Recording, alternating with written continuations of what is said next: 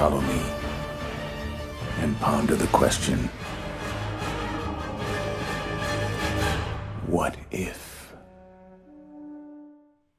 Hello everyone, welcome back to the Untitled Marvel Project. I'm your host Tanner Dykes, joined as always by my multiversal co-host Tucker Hazel. We're here to finally answer the question, what if? The show just ended.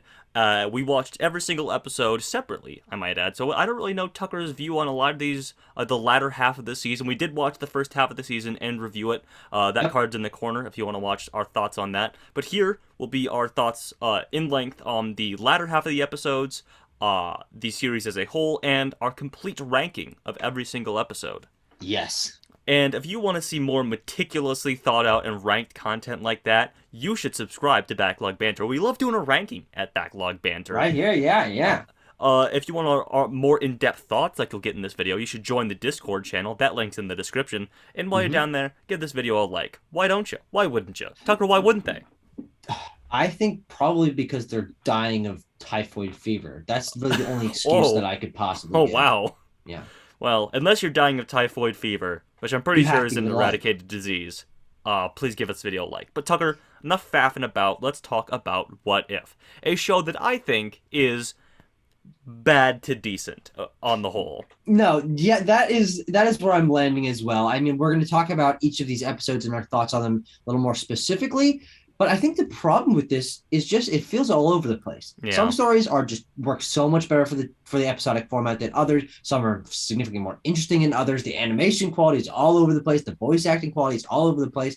And that's what we talked a little bit about in that first video that we talked about the first half of the season. So I think just talking more about these episodes in particular is going to be what's most interesting. And I think we have to start on a low point. Because episode 6, What If Killmonger saved Tony Stark, I think is the worst episode of the series. Really? Okay. I have very little points about it on my notes here. I just remember watching it and thinking, wow, the facial animation is worse than it usually is. It's not good because Killmonger keeps cropping up. He crops up in this final episode. Presumably, you've all watched that. But it doesn't get better. His mouth is too big and like oval shaped when he talks. He's like, rah, rah. It's really weird. It's very pronounced on him and very pronounced on Tony Stark, who are the two main characters of that episode. Because Tony Stark's got his big fucking mouth and also the widest nostrils known to mankind. Just like, he's always flaring his nostrils. And it gets so distracting. It's so distracting, and I honestly think that also this is one of the episodes where the storyline doesn't work for the truncated structure. They build Gundams. So many, that feels like it comes out of nowhere. There's so many plot conveniences and plot points thrown in. You've got Pepper, you've got Shuri, you've got Okoye, you've got all sorts of things going on in the background, Happy all around, and then they visit Claw and Rhodey. No, Rhodey visits Claw, and they're making suits, but Killmonger's actually bad, but he was good because it's like there's so many just things happening in this episode, and I don't think it works for a coherent and satisfying story. No. I'm not particularly interested in this version of Tony Stark, who's just like a more annoying Tony Stark because he hasn't had the development, or this version of Killmonger because his connection to Wakanda is what makes him so interesting in Black Panther, and so he feels weirdly out of place. Everything feels out of place. And this is the low point of the entire series, in my opinion. Yeah, it's close, in my opinion, because I think you hit a lot of those nails on the head, Tucker. I think basically every point you made there, I share. The plot is just all over the bloody shop with this goddamn episode. Yeah. They make Gundams. Why do they make Gundams? The reason they say they make Gundams is Killmonger watches anime. Yeah, what the fuck is that? His dad left him something that made them make the element like Iron Man 2 kind of, but it is like let's take some things that happen in the MCU and do them differently and worse. Yes, exactly. And I think that's this just it uses the format the worst, and I think the animation is the worst. I mean, it has some action, and I think it's the rubberiest, stiffest animation for the action. Sorry, it has some action. All these episodes have animation. Yes. But this one has action sequences that I think are worse and stiffer than we're used to getting for the rest of the episodes. Yeah. And also, like, ultimately, and this is gonna be a refrain for a lot of these episodes, like, I just don't care. Like, I don't Yeah, care. exactly. I don't Exactly. care. We have 30 minutes to get introduced to a new version of these characters, and I never care. Yeah. I mean, there's very few standout characters in this show, which I think we'll get to as we're wrapping up this season, and especially with that last episode. Hmm. But one that I'm very mixed on coming up next is episode 7. What if Thor was an only child? Yeah, I'm huh? I'm mixed on this one. Hmm. I think that it has a confident tone that not a lot of the other ones have. Hmm. Like it feels like a dumb cartoon, and it's leaning into cartoony tropes and like children's humor on the Yeah, it's whole. like it's an episode that's happened in every single like live action or animated sitcom. It's Yeah, like, mom's coming home soon. mom's coming Oops, home. the We, party we, gotta we clean up gotta the party. we gotta clean it up. Why isn't everybody helping me? Exactly. Yeah, and in a way, I think it's fun because of that. I had some fun with this episode. I think placing everything on Earth, all these aliens. You've got Loki as a frost giant because he was never adopted by Odin. Like, Hmm. there's a lot of cool small ideas in this. I like that it's sort of put through Jane's perspective as well. Is it Natalie Portman? I'm pretty sure it is Natalie Portman as Jane Yes. Foster, And and did she it, does a good job is it as voice actress. Chris Hemsworth too? Yes, it is. Oh, yes, it is. Okay. I don't like potato face Thor. Doesn't he's got a he doesn't you don't have that strong Chris Hemsworth jawline. He's just got a Yeah. weird round oval potato face, which I guess maybe is the product of him, being a party Thor and not a hard battling with Loki Thor. Yeah. Um, But some other good things in here. I mean, I think what I was trying to get at with everything being on Earth is there's lots of extra characters in this. Oh, yeah, You got we get- Korg there, you got Meek there, you got Howard the Duck, you got Loki, you got the Ravagers, you got Mantis, Nebula shows up. Mhm. It's Drax is there. It's fucking crazy, and I think it's really fun and cartoony because. And the more I think about it, I think I really enjoyed this episode. It felt out of place, yeah, but I still enjoyed it because I think it told a solid truncated story that worked good in that episodic format, a proven episode trope that works in a TV show length format. yeah. I still think it ranks amongst the bottom as we'll get to our full ranking here. Because I agree. uh it does work in that cartoony like sense, but it does feel way out of place for this series. And it feels like a very strange and deliberate break before the two-part finale, essentially. Yeah, sure. Good point. And I just again like I just don't care. Like at least the other ones had plots that it sort of took seriously. Yeah. And if there were previous episodes that like were more fun little concepts and not like overarching stories that take what you know and make it a little different or whatever. Whereas this one's just like, what if Thor had a big old party, huh? Wouldn't that be Yeah. fun? Yeah. What if all our favorite wacky characters were there? Wouldn't that be fun, huh?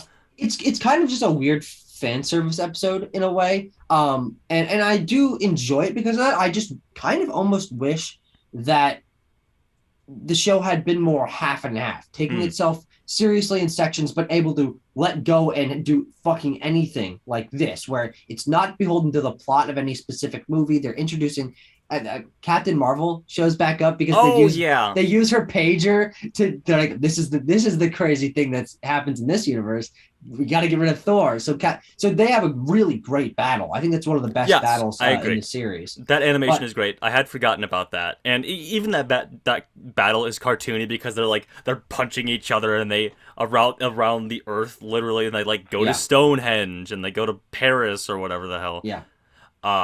Yeah. I had forgotten about that. And that is, yeah, it ranks amongst the best action sequences of this show because like we've said in our previous video, that's where the animation comes through the best. It's not Yeah. in the majority of it when it's people walking around and talking to each other. Yes. It's in those 2-minute chunks when it's an action sequence. Yeah, and that was probably, not counting in the last two episodes, that was probably the longest fight we'd seen. Yeah. That section went on for a good amount of time, and I thought it was really cool. Yes. The more I think about it, the more positive I am on it. I still do think that it feeling out of place is probably its biggest flaw. Yeah. But on its own, I think it stands as a fun Marvel just random story. Yes. I think so. It had other episodes in the season been like it wouldn't rank as low for me, Sure. Yeah. Uh, If we move on to episode 8, of course. what though. if Ultron won? Yes. Now, this is a fascinating one. Okay. This Let me know your is thoughts. the best episode of the series. I think bar Really? none. Yeah. Wow. No, I mean, I when you think through everything that happens in this, I think it establishes its tone in a really confident way. It's Apocalypse. Ultron won. He Mhm. got the Vision body, which that's actually a question I've thought to myself, like, holy shit, what if he was able to get the Vision body? How powerful would he be able to be? We finally get to see it. We get Mhm. to see the world after the Avengers have fallen apart. Ultron was able to kill most of the almost all the superheroes, and now we're just following Clint and Natasha as they like scrounge through the wreckage of the Earth and try to figure out what to do to like barely hold on that thread of hope to defeat Ultron, and I think it works really well. Um, one of the problems that I did have early on in the episode was Ultron killing Thanos doesn't make a lot of sense. Like, it's really convenient, Mhm. but it does show how powerful he would be with the Mind Stone. It is the classic thing of like, how do we show that this new villain is tougher than the old villain? Oh, have him kill him immediately, beat him with no sweat. I think I do have an issue maybe with the OP nature of Infinite Vision or Infinite Ultron, I guess. Yeah. I don't know if he has like a name, but No, it doesn't. It's interesting that character doesn't get a name because the idea of Ultron winning, having Vision's body, and having the Infinity Gauntlet fused with his body is yeah, awesome. It's a great character design. He's got his Ultron helmet that opens up to like a scary Vision face, and he's got the I don't know how I stones in feel. his chest. I don't know how I feel about the Ultron opening up to be the Vision thing. It looks a little wonky. It looks a little strange to me. Because Vision's head just looks a little small inside of there. Sure, yeah. Well, he's in a Ultron armor. Yeah. Like it is a larger body around him, Mhm. and that's a helmet essentially. Yeah. So his head would be a little smaller than the helmet. But also like they very clearly had like a design in mind, and this is a really small thing, and it doesn't reflect on like a lot of the episode. But like when he just like manifests like the weird double-sided lance and the cape, I'm like, why did he do that? He doesn't need that. No, why does he have that? Yeah, this is where an interesting aspect of this show comes in, which is they're going so all out, and they're just using the idea of the Infinity Stones to do whatever that it becomes sort of just like comic book bullshit white noise of this character can do anything. And Tucker, that's a little bit ridiculous. Mm-hmm. But Tucker, and we'll get to this with the last episode as well, sometimes he just like chooses not to. Sometimes he just chooses to do energy beams that slowly push people back. Yes. Yes. He has the Time Stone. He has the Power Stone. He's the Reality Stone, which I don't know if he ever uses. But yeah, no, that's definitely a problem. The one thing I would say is that it is a really interesting matchup when the highlight of this episode happens and you get to pit the Watcher finally as a character and talking about the Watcher as a character and his purpose in the universe and his dimension between dimensions and all that. And then he gets to fight Ultron in what is clearly where the budget of this entire season went. Because that fight is just awesome. It's just awesome. Yeah, I thought it was all right. I kind of tuned out during it, quite honestly. Tanner moment. But like, because the main issue is they're punching each other through a bunch of other dimensions. I'm like, wow, those look way more interesting. Universe where Steve Rogers is president, the 1666 universe or whatever. Where like I presume it's like a reference to the one where all the Marvel characters are like medieval Arthurian sort of legend characters, interpretations. But yeah, I mean, it is just them like punching each other through dimensions, doing energy beams and whatnot. I like the Galactus reference when he chomps down on that galaxy or whatever. That was cool. But other than that, I mean, I did like the post-apocalyptic Natasha Clint and going to find Arnim Zola as like that's a great like little like seed planting that like they expand out to be like he's the saving grace of the entire multiverse. Fucking Arnim Zola. 100%. We all laughed when we saw Toby Jones returning for this show, but hey, look who's laughing now. No, and I do think that puts an interesting twist on the purpose of that character. I mean, it's an unlikely team up, but when he ends up admitting like the reason he's doing this is because his purpose was to help Hydra and like Nazi stuff. and now Ultron just obliterated literally all of that. So now his only goal should be to take down Ultron because nothing else matters. And I think that's a really interesting. You get an interesting interplay between Clint and Natasha and Arnim as he comes back, and they're like, no, okay, we don't have time to deal with this.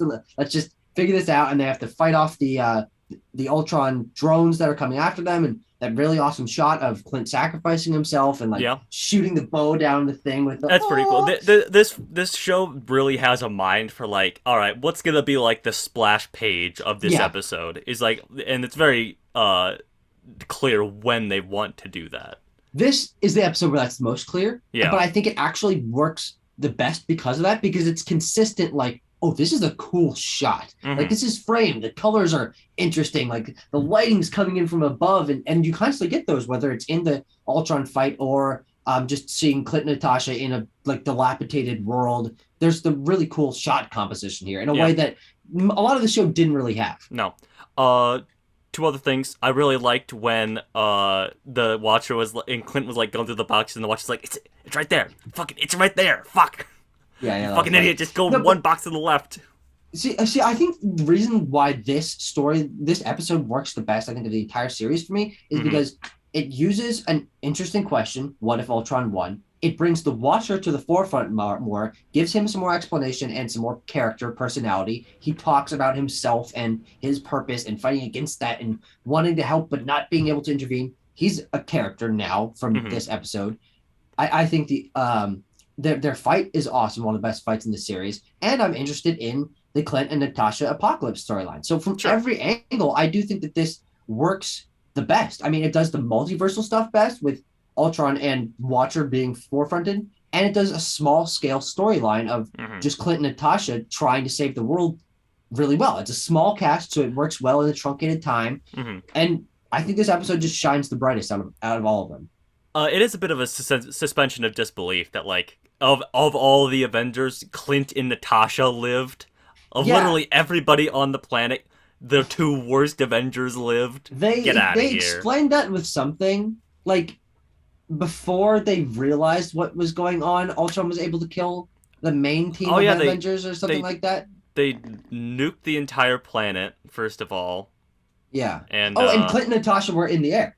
Yes. That's how they survived.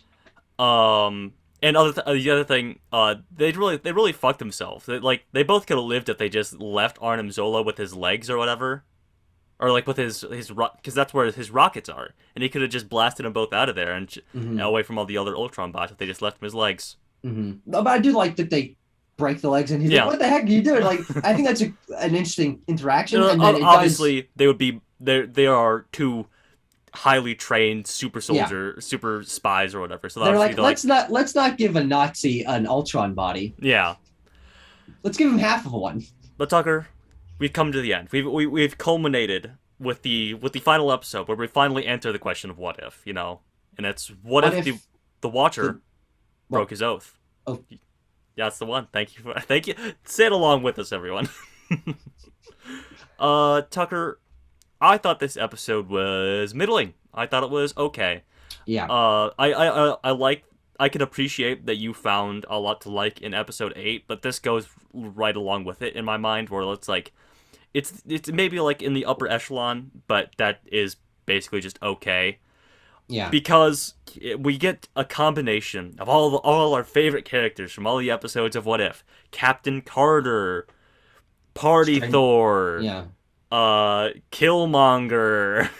Yeah. Doctor Strange. It's a really imbalanced team in terms of how interesting the characters are, how different they are from the counterparts that we know, and their power levels. It's such a disparate, fucking wild team that the Watcher just chooses out of all multiverses to pull together. Like, why didn't he get, like, Spider-Man on the Ant-Man head with the Doctor Strange cape? That's more interesting than... Oh, and Star-Lord, Black Panther, and T'Challa Star-Lord, yeah. T'Challa Star-Lord and post-apocalypse Natasha Romanoff. Yeah, that's the team. Yes.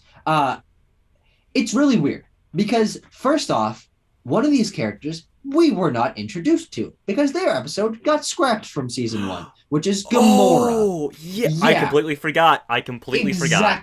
Exactly, because she feels so out of place here. We've never seen this version of the character before. All the other ones were set up. She's just Gamora. I mean, I assume she killed Thanos or was the one with the Infinity Gauntlet or something in her storyline, but like it's really out of place to have all these characters that were like, okay, well, might not be like super interesting, but we know where they came from. We know what their home universe is like. And then the Watcher's like, oh, hello, crazy ass Tony Stark in a giant suit and normal Gamora at Nidavellir. Thanos killer Gamora, right? I mean, Sure, yeah, she killed Thanos.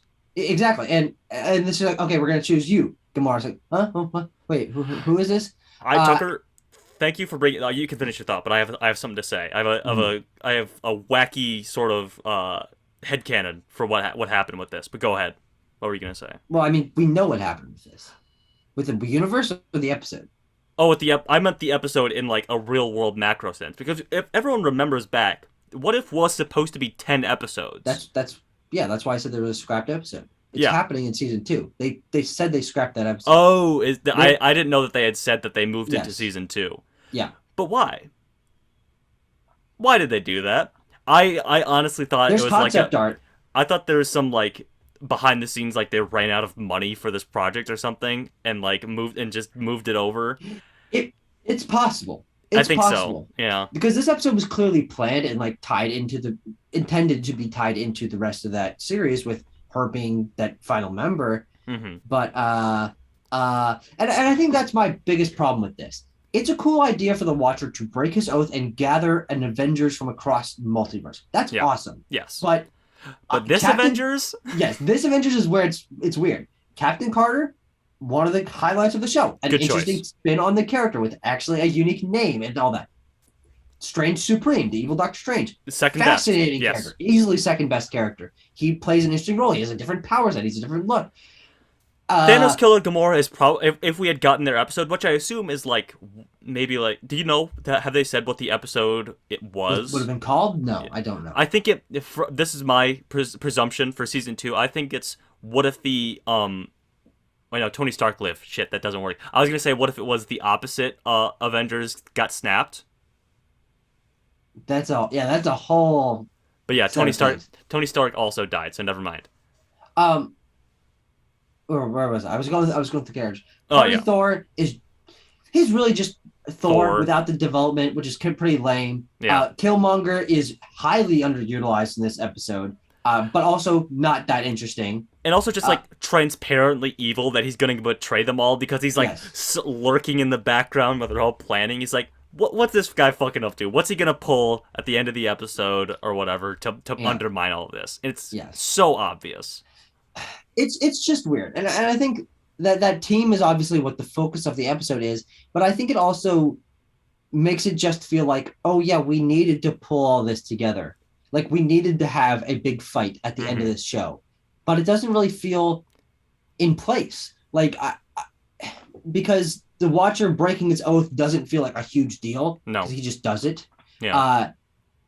And him gathering the team doesn't feel like it was really like led up to. Of course, he was watching those stories, but it's not like, oh shit, these are the ones that are obviously strong enough. Like when you see T'Challa Star-Lord just shooting Ultron with little Peter Gunn Star-Lord pistols, it's like, he's not doing anything. He's not accomplishing a single thing here. That is the thing, is that we've built up Infinite Ultron or whatever to be like this be-all, end-all fucking ender of worlds.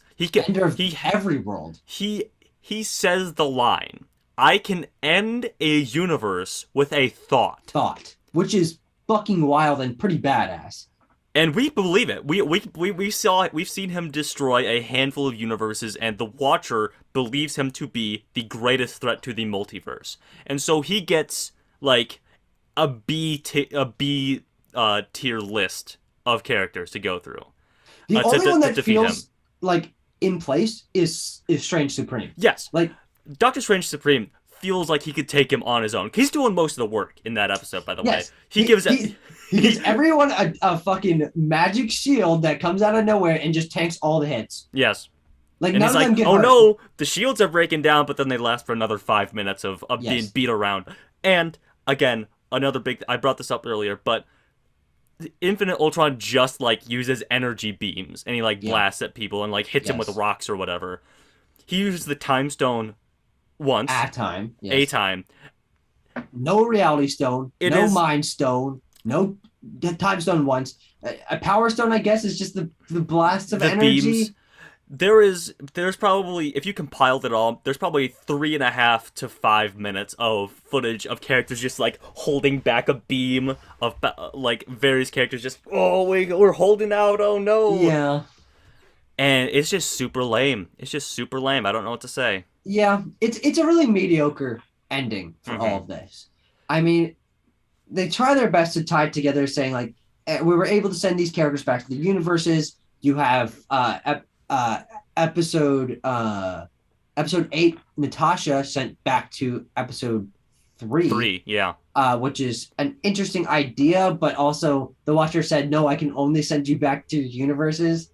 And she's like, no, I don't wanna. And he's like, oh, right. Okay, I'll send you to a different one. But who knows how that fucks up that timeline. But yeah, the fight, the whole action was fine, but it just did not hold up to the level of the episode 8 fight. Yeah. In terms of its creativity or like the power levels being balanced and stuff like that.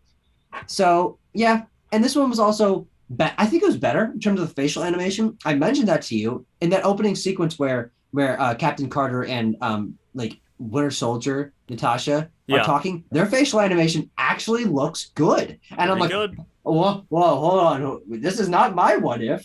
What did you do? But then it's still all over the place in the rest of the episode. Killmonger looks weird. A lot of the animation is like stiff. Like there's a moment where Killmonger jumps through a portal. And he's like, oh, he freezes. Yes, it's it so looks fucking bad. It looks like I could have done that in fucking Adobe Premiere and just like turned down his opacity over a keyframe or whatever. It looked really bad. Obviously, also Killmonger betrays them, like we all knew he was gonna fucking do. Yeah, and then Doctor Strange Supreme becomes like a watcher of sorts, and it feels very obvious to me that that's going to be the culmination of season 2, is that they break out and they have to deal with that again. I feel like that's what they're going for. God, that's so lazy. Yeah. But I mean, it's an interesting idea that the Watchers set up all of this and knew it was going to happen and knew that the only way to do it was just like trap them in a pocket dimension for all of eternity and have Strange Supreme watch over it. Like they set that up pretty good in his episode, and that there could be pocket dimensions that seal off a universe from ending and like infecting other universes.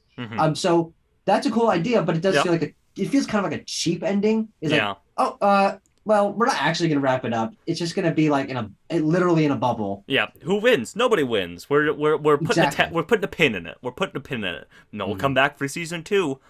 Speaking of comeback for season 2, we do get a post-credit scene on this episode, which is Captain Carter comes across the, what's it called? Hydra Stomper armor, which I presume means that Steve Rogers has been Winter Soldiered. I think that's a cool idea. Oh, I guess that's possible, yeah. He's been Winter Soldiered in the Hydra Stomper armor, which I'm in. I mean, the Captain Carter episode is amongst my favorites, so I'm glad to have those characters back telling an altered Winter Soldier story. Yeah, but I think what all of this shows me is that's an okay tease, but it's not a crazy tease. No, like, that's not a season-ending tease right there. That's not holy shit. We're setting up Multiverse of Madness, No Way Home. That's what I was waiting for. I was waiting for like Captain Carter, a portal opens and like live action Stephen Strange comes to you. He's like, I need your help too. Yeah. Tucker, do you want to do our ranking, and then we'll sort of give a final statement on the show. Okay. You go first. You want to go bottom from top or top from bottom? Bottom top. Bottom to top. Okay. Yeah. I have episode 6 at the very bottom. We've talked that. Right next, down there. Down there is episode 7, just because like, what does it? It's nothing. It's fluff. I don't care. Yeah. Followed by episode 2. I explained my issues with episode 2 notoriously in episode 2. Episode 2 hater. Yeah. followed by episode 5, Zombies. I think it's bloodless and it feels useless. It feels like a useless interpretation of the Marvel Zombies story because they sanitize it so much for a wider audience. Followed by episode 9. We just talked about that. Episode 8, just above that. I thought both of those were fine. They kind of squandered the 2-part finale epic multiverse thing. And then my upper echelon has stayed the same since the first episode. 1, 3, 4.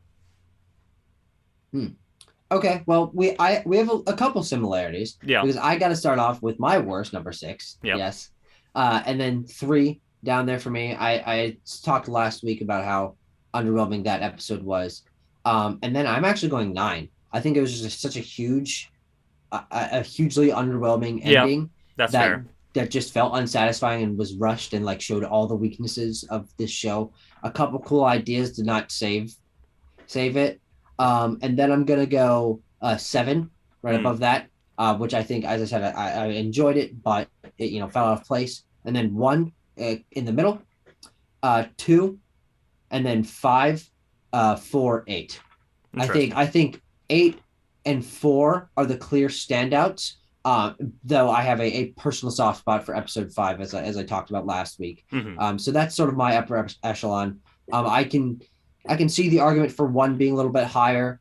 I did enjoy that, but really, when we break this down, it's a couple of highlights, a lot of middling ones, and then some bad ones. I was gonna ask you, Tucker, how many of those? What is your line for like these are good episodes? The top 3. I me think too. they're good. Yeah. I think we probably maybe should have said the name of them and not the numbers for the audience out there. People figure it out. But yeah, for me, the good ones I think are Captain Carter, What If the Avengers Got Murked one after another, and Doctor Strange Supreme. Yeah. I only have one of those, which is Strange Supreme. That's the only one we share. And I also like What If Ultron 1 and Marvel Zombies. Yeah. But yeah. It's a bad show, isn't it? On the whole, it's pretty bad, isn't it? It really is. It's really disappointing because there's so much that they could do with this, but it feels like they played it safe to sort of play within the bounds of what we're familiar with. And they didn't take it far enough. And also this episodic sequence combined with the mediocre animation doesn't really do these stories justice. I would much rather go read any comic What If storyline where they can do anything and have any art style and not feel obligated to tie it into an ending season finale big battle. And especially because like those comics are going to have art that works for the medium, and the animation here and voice acting and stuff just feels so all over the place that this is the worst Disney Plus project so far by a significant margin. I think it is Marvel's first bad show. Yeah. Yes, I agree. Yeah. But yeah, I mean, what we got Hawkeye next. We got Hawkeye to look forward to. Yeah. We have a lot of very exciting stuff on the horizon. Yes. Everything happening next year, bar the possibility of another What If season, I'm very excited for. Yeah, exactly. Hawkeye, Miss Marvel, She-Hulk, Moon Knight, Thor, Black Panther, Multiverse of Madness. Marvel's next year. It's fucking crazy. Yeah. And I'm excited for literally all of this. Yes. We'll be talking about all of it. I name dropped Hawkeye is next. We get that on the November 24th, I believe. We'll be on the same structure for that. Eternals is next. Oh wait, I was talking about next show breakdown. Yeah. We will be reviewing Eternals, not reverring. And we will be doing the same structure for the show of Hawkeye. We'll do a premiere review, a mid-season review, and a season finale, season wrap-up sort of discussion as well. So if you're interested in any of that, follow this channel. Let us know your thoughts on What If as a whole. If you loved it, let us know. I'd love to know what people got about this, because I did like hearing your thoughts on like some episodes that I thought were just fine. Also, I just came up with this fun little idea. If we ever get a spare moment in our busy lives, Tucker, I think it would be a fun thing to do. Like, what if episodes would you make? What are your what if scenarios for the MCU? That's a great idea. Yeah. Audience, if you have some, leave them in the comments below, and we'll probably steal them if we maybe do that episode. Yeah. But everyone, Thank you for watching. We'll see you next time.